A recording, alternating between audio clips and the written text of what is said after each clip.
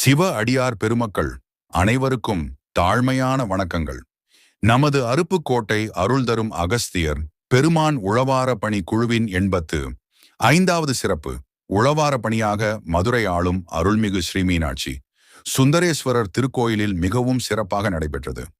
உழவார பணியில் பங்கு பெற்று மிகவும் சிறப்பாக ஆத்மார்த்தமாக இறை தொண்டாற்றிய அருப்புக்கோட்டை அருள் தரும் அகஸ்தியர் பெருமான் உழவார பணி குழுவினரும் விருதுநகர் ஸ்ரீ சொக்கர் மீனாட்சி உழவார பணி குழுவினரும் இணைந்து 60 அடியார்கள் வரை மேற்கொண்ட இறை சேவைகளை காண்போம். வாருங்கள்.